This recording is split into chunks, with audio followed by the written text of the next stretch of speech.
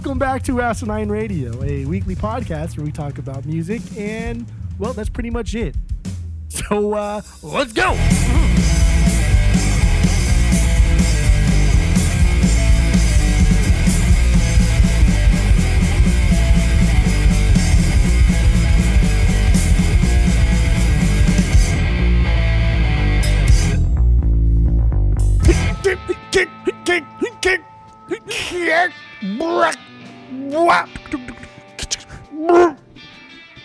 This is Asinine Radio. This is the weekly music podcast. This is the part of the show, the weekly show, where we do our 6 degrees with Tom DeLonge. If you don't know what that is like the 6 degrees of Kevin Bacon, but with Tom DeLonge. Then we also rank all of the albums from whatever band we're doing this week, and we're doing Boston. We're gonna rank their 6 records, and we're gonna go from worst to best. And go to iTunes, go rate, review, and subscribe to us on there. Follow us on social media at Asinine Radio. My name is Tyler. Way out there, 100 miles away. Way out there, there's Jeff. Now, Jeff, let's get into the rankings. Let's get into Boston's worst record. They're the number 6. What do you have for this band? Go. Are we not doing the Tom 6 degrees? Oh, we're doing. Dude, no, we are. I'm sorry. I'm sorry. Let's get into the 6 degrees of Tom DeLonge. You got a little overzealous. That's fine. That's all right. You got a little excited. I was talking way too fast, and that's what happens when I talk way too fast. I get ahead of myself. So what do you? Okay, so I have 2. You have 1. Correct. So then I'll start with mine first. This one was kind of difficult. It was because the main guy, Tom Scholz, has only ever done Boston, and the other members, they haven't really done anything. Well, there's really only one member of this band. Yeah. Kind of. True. 2. Everyone else is just like a hired gun. Yeah, hired gun, yeah. So these 2 are kind of hired guns, but they are technically a part of Boston as well. And we'll start with Gary Peel. I don't know how to pronounce his last name, but Gary. He's the current guitar player, or he was the guitar player for Boston. And this guy Gary, he played with Sammy Hagar for a while. Sammy Hagar was in Van Halen with David Lee Roth, or not with David Lee Roth, but they were both in Van Halen at some point. Then David Lee Roth, in his band during the 90s and the 2000s, Ray Luzier was the drummer for the band. Ray Luzier is also the drummer for Korn. Korn have worked with John Feldman a few times over the last couple years. And then John Feldman to Blink to Tom. There you go. Had to do it. Had to go through Feldy because this was hard. This was a hard one. I didn't want to, but I had to. So what do you got for your 6 degrees of Tom DeLonge? Yeah, so mine is one of the main members of Boston, the secondary main member, but Brad Delp, Mr. BD. Brad Delp. He played in a group called Return to Zero, RTZ, in the 90s. And in that album, he played along with this guy named Jerry Hay. Like, hey, Jerry. Jerry Hay played trumpet, so that's 1. Jerry Hay played on John Mayer's album, The Search for Everything. Obviously, he played with John Mayer. Yes. John Mayer appeared on Mac Miller's song, Small Worlds, from Mac Miller's 5th album, Swimming. Interesting, okay. Mac Miller dated a one Ariana Grande. Mm-hmm. And you could probably guess where the connection will be. But Ariana Grande appeared on a song called You Are What You Eat, but spelled like with the letter U, the letter R, what you eat. Yeah. With Travis Barker. Oh, okay. I didn't know that. I didn't know she did a song with Travis. But like the connection between Ariana Grande and Blink could really have only been like one person. Yeah, but I thought you were gonna say somehow she was related to the Kardashians and then Kardashian to Travis. That's what I thought you were gonna do. That comp was some weird comp to promote like healthy lifestyles for Americans, maybe even the world, but like healthy eating, stuff like that.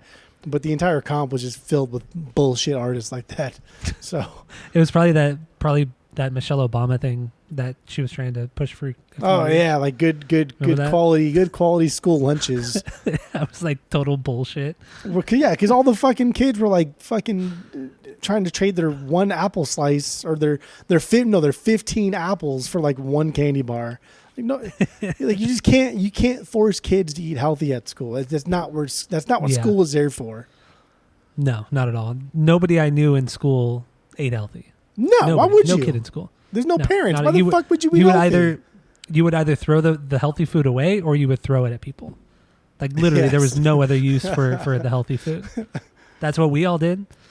So It's like going to a fucking. It's like going to a party and not getting drunk and embarrassing yourself. That's not. It's not going to happen. all right, so you got that one. This next one, the final one, I guess. We start with Beth Cohen. She is the keyboard player for Boston. She has been since 2015. Beth Cohen she also plays guitar with Boston. But prior to Boston, she played with Pink. She did a lot of sessions with Pink, recorded a lot of music with her. And then if you don't know, Ava Gardner has been the bass player for Pink since like 2005 or 2006 or something like that. And Ava Gardner was the original bass player for the Mars Volta. She played on the Tremulin EP. She co-wrote some of the songs on Deloused. And so we go from Ava Gardner to Omar, who was in the Mars Volta. And Omar was an anti-mask with Travis Barker. And Travis Barker to Tom DeLonge. There you go. Had to do it to him too with Travis. I didn't want to, but I had to. It's kind so of. I decided to go a weird way.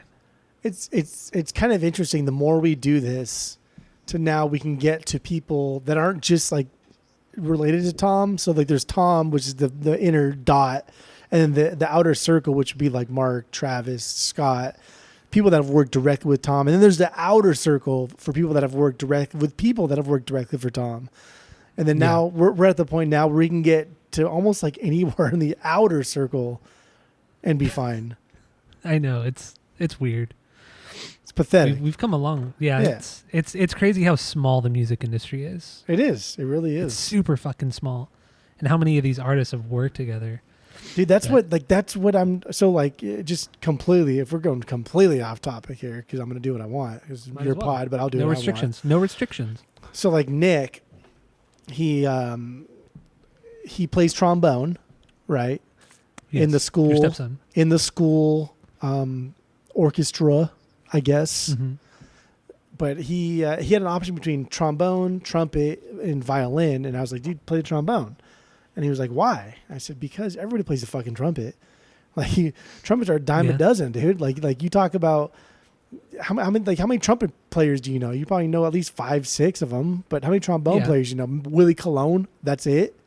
That's it. Yeah, and maybe some ska players, but even then, you don't really know their names. But most of them are trumpet players anyway, and so it's just like, do you play the trombone? And so now he's realizing, because he's starting to play more concerts and he's getting more solo time, because there's 5 trumpet players and he's the only trombone player. I was like, I'm telling you, dude, like you can make good money just doing studio work, and taking it back to like Josh Freese, who makes a killing just doing studio work and not being in like a real band, but getting all the benefits of being in a real band. Yeah. And like that's where the money's at. And so when we say like the music industry is really small, it's because these bigger than life names like Pink, like they're not bands. It's just a person. Their band that they play with, that studio musician that plays the trombone, that plays the trumpet, probably makes a fuck ton of money playing trumpet for 1,000 other albums that they don't even give a shit about. Yeah, exactly. And some of them might even get songwriting credits. Dude, that's where the real money's at. You get paid $20,000 for 3 days of studio work, and you don't got to go on tour. You don't got to do anything.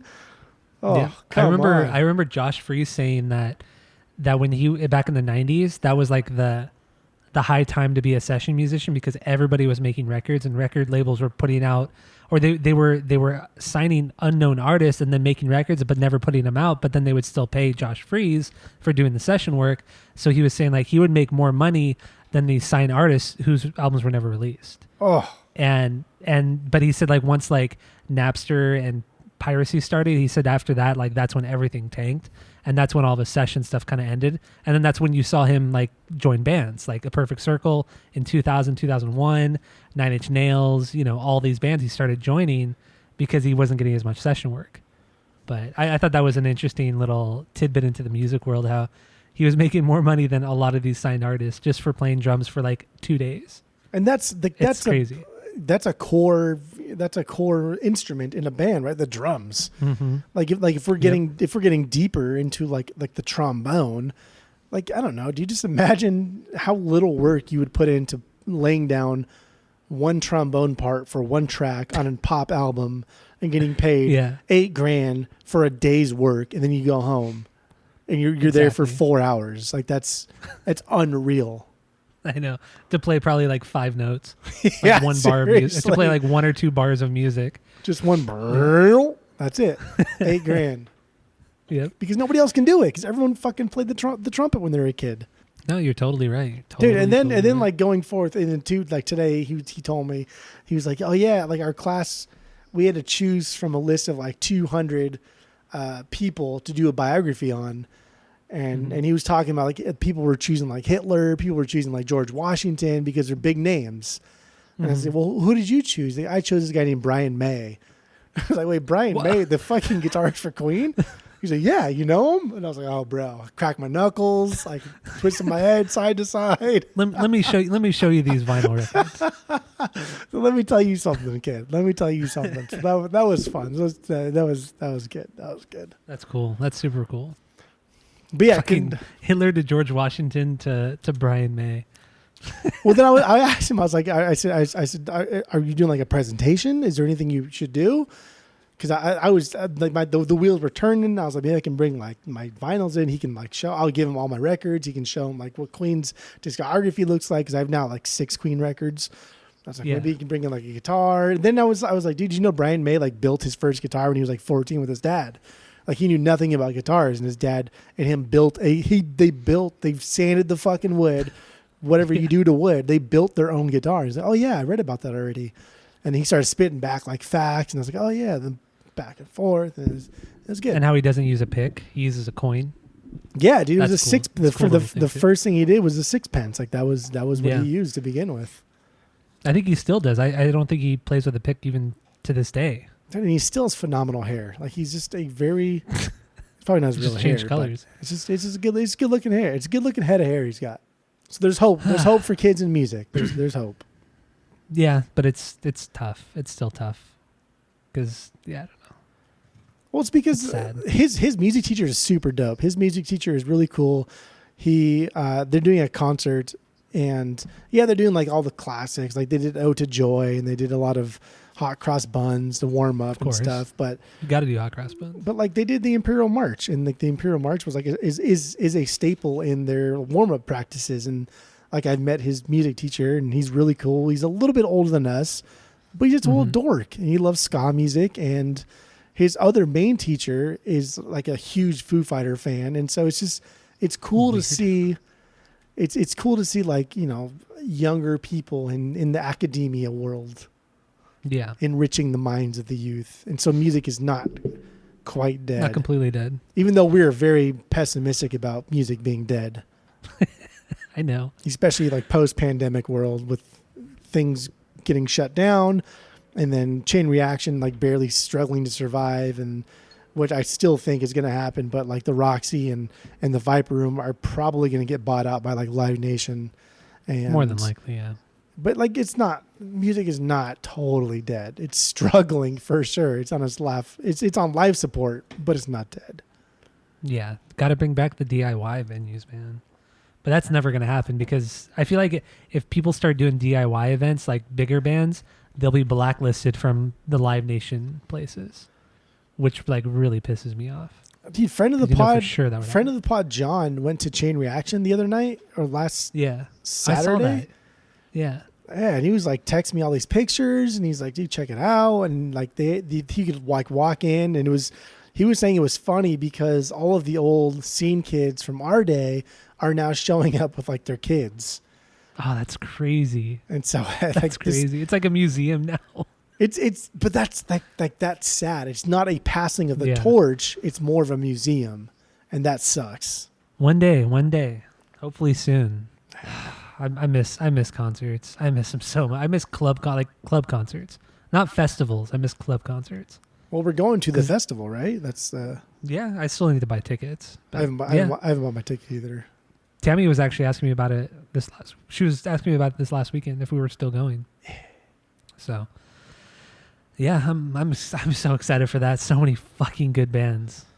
Oh my god, I'm so excited. A damn near perfect punk lineup. Yeah, I get to see some of my favorite musicians play too in that one day. That's like so exciting. I can't wait. Can't fucking wait. Okay. Anyway, let's get into the Boston rankings. We're gonna do their 6 records, worst album to best album. So what do you got for number 6, Jeff? Go. Oh, Not ready, but that's okay. I was not ready.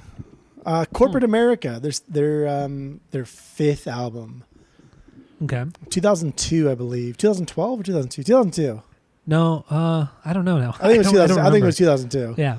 But anyway, record, it doesn't even fucking matter anyway because 1, it was on Spotify, and 2, it's gross. That's why it doesn't matter. It's like okay. So this is one we were talking about this morning, and the second song, I think it's called "Stare Out Your Window."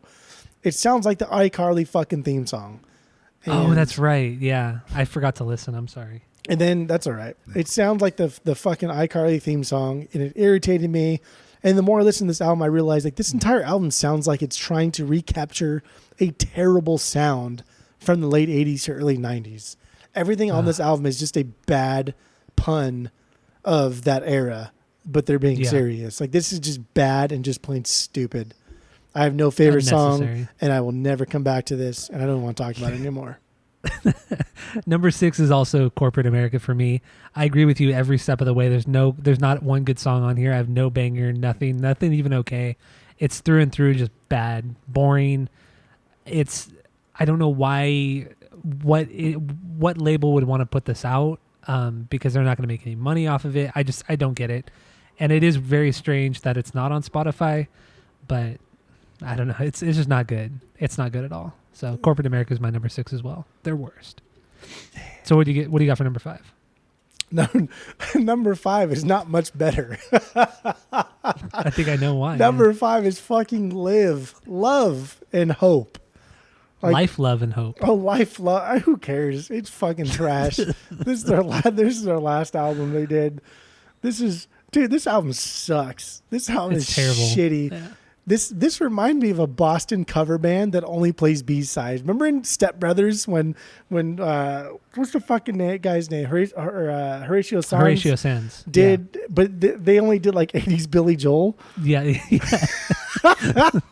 This is like a shitty Boston cover band that only played Boston B-sides. Yeah, like Boston. Like this was so, like this was they only played trash. Boston like in the 90s. It's terrible. This was so trash. And then like even the album title itself, if you can't determine that this is trash just from the album title, then you're in for a world of hurt because this is trash. I don't have a favorite song and I don't care. I will never listen to this, and I have omitted this from the Boston discography because the next 4 are at least semi-enjoyable. Okay. All right. My number 5 is also Life, Love, and Hope. This is a god-awful record. It is just another attempt at I don't even know what, because I don't know why they wanted to make this record or why Tom Scholz wanted to make this record. There's no reason. And also Brad Delp was dead. Like it wasn't like, so there are a bunch of like singers on here and it's not good. It's also too like a very so like disjointed. Christian themed, like religious themed album, and but it didn't like extrapolate on that. It was just occasionally there'd be lyrics here or there that kind of like dove into like a biblical sense, but otherwise it's terrible. Yeah, it was not good. Well, even Corporate America, was that after Delp had died? I don't think he died till like 05 or 06. No, he died in 2009. Oh, well. Yeah. I think it was it was 2009. He committed suicide. Very sad, but those two suck balls. So yeah, they're awful. So what do you got for number 4? Okay, so number 4, Third Stage. That's fine. I thought this would be my number 4. Okay. Third Stage. This is their third album, 1986. This was several years after their first two. You know, it's called Third Stage. Yeah, obviously, yeah. My biggest problem here is with its lack of explosiveness. There's nothing here that comes in anywhere near as hard as, I mean, obviously side A of Boston's Boston, but like Can't fuck with. all of Don't Look Back is pretty explosive. But this is still a decent enough record to go back to. And I do own this on vinyl, and this is one that I, like, since I got it, since I realized how good Boston was, this is one that I still contemplate getting rid of, but I never do because it's still okay. But I think after this week I'm going to get rid of it because my number 3 is better and 2 is better. But I like Amanda. Amanda's the first track, the title track. Really? It's the biggest song.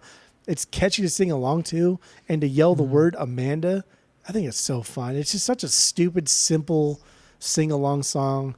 Can't go wrong with it.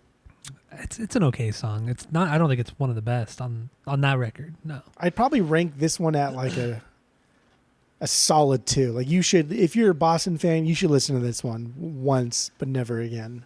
So then it shouldn't be a 2. It should be a 1. Is that what a 1 or is? 1.5. Or no, a 1 is a bad album, but you should at least listen to it. So you should give it a 1.5. Okay, yeah, you're right. 1.5. I don't even know our own fucking ranking system, apparently. Even though we've been doing this for fucking 4 years now. Yeah, this is a poster child for a 1. So yeah, this is a 1, but like a good one, not a bad one. A good. So this is a good one. 1.5. A 1.5. I don't know if I can do 1.5 because I don't remember any other song besides Amanda. I'll do 1.25. 1.25. Okay, fair enough. All right. So my number 4 is Walk On, their 4th record. This album, it really surprised me because it took so much from 80s sound, like the 80s sound, and I didn't like it at all. The guitar tone it wasn't just like totally reverbed out like a lot of 80s arena rock and glam metal was, but it was super muffled. Like, it was just not recorded well.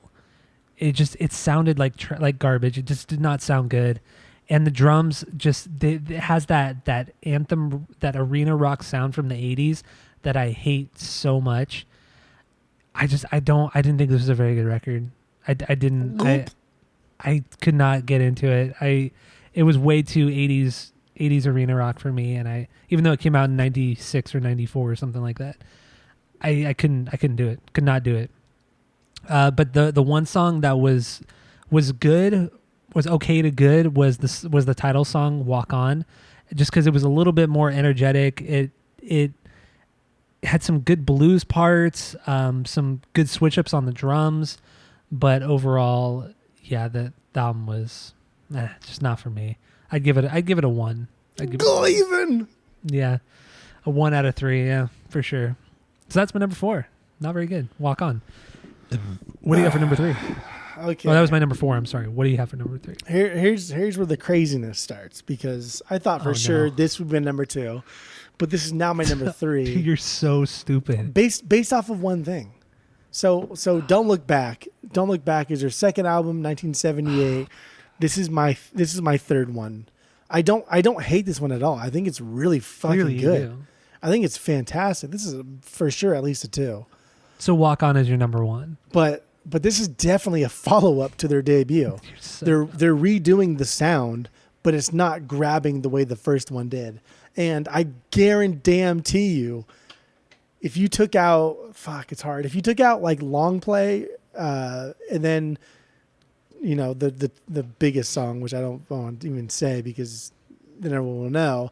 But out of Boston's Boston, if you take out the biggest 2 songs, if you just left Peace of Mind on the front side and all the back side, you could still hum choruses. You could still repeat what's going on after the album was over. Don't Look Back, you can't do that. You can't do that as well as you can Boston's Boston. So for that, no, you're right. For that fact alone, I rank this as a 3, and I don't have a favorite song. What? But I will say, Are you wait? Are you like overdosing on stupid pills, or what's going on with you? But I will. What's going on with you? What's going on? But I will say that the amount of times I listened to Boston's Boston this week, I always followed it up with Don't Look Back. I can't not do it. You have to. Yeah, you have to. It's like listening to Foreplay and then not putting on Long Time. You can't do it. So Don't Look Back is my number 3, and I have a good reason for my number 2 being number 2. There's no good reason for it. No, there's a good reason. Then my number 3 is the Third Stage, third record. I think this song. I think this album is good at best. At best, they lost so much of that like energy and the excitement of the first record and the second record that they never recaptured. And it sucks because I mean obviously Boston's Boston is fantastic, but I don't know. It has the Third Stage. It doesn't do it for me really. It's lackluster. This is when obviously they were kind of delving into the 80s sound, which I fucking hate. And the only song that really stands out to me is Cool the Engines. But even that's fucking worst one. It's right in the line of being. That is the worst song they did on that album because it was like, oh yeah, our first 2 albums are dope, but let's cool the engines and write a shit song. That's what that fucking song meant to me. Oh, that song was awful. The song is not that great. No, I'm with you. The song is not that great, but it's the best on this record. I don't think it's that great of a record. It's so lackluster. It's so lackluster. It's unfortunate because I mean this band just put out some absolute fucking bangers. So that's my number 3, Third Stage.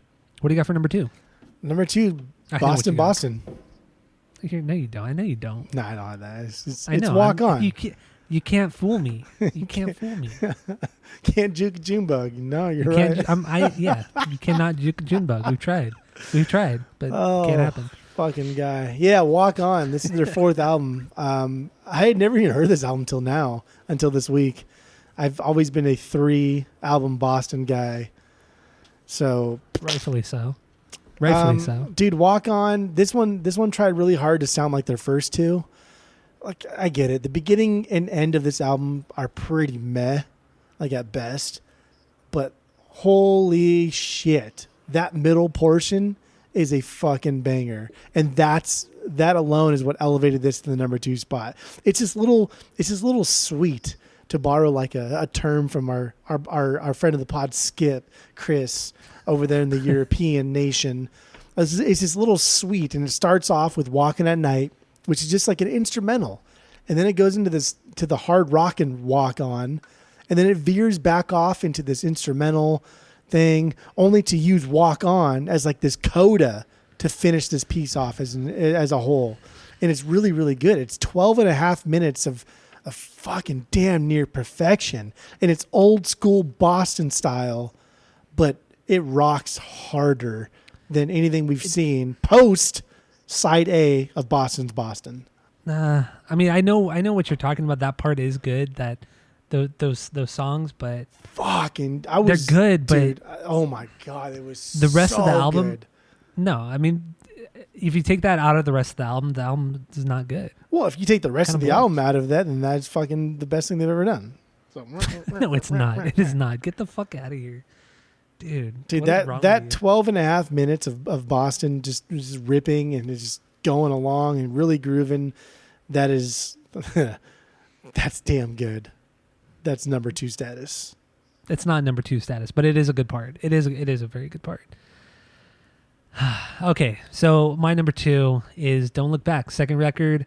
Title track is the best song on here. It has a lot of the really good, great melodies from the first record, but it is an extension of the first record. I have a lot of fun listening to this record. Much like you kind of got to listen to this record after you listen to Boston's Boston. It's just, you got to do it. But yeah, they kind of like steered away from the prog stuff, which kind of sucked. And they mainly focused on trying to write like big melodies, big hooks. And it was good. It wasn't exceptional, but it was good. So yeah, that's Don't Look Back is my number 2. So that leads us to our number 1s, and luckily it's the same, and you're not stupid. Well, it's untouchable. Yeah, You can't it's fuck with Boston's us. Boston's Boston. So yeah, that's it. Go listen to the main episode because we are getting into that record, their debut record. Go to iTunes, go rate, review, and subscribe to us on there. Follow us on social media at SNI Radio, and that's it. That's all. David Jaffe.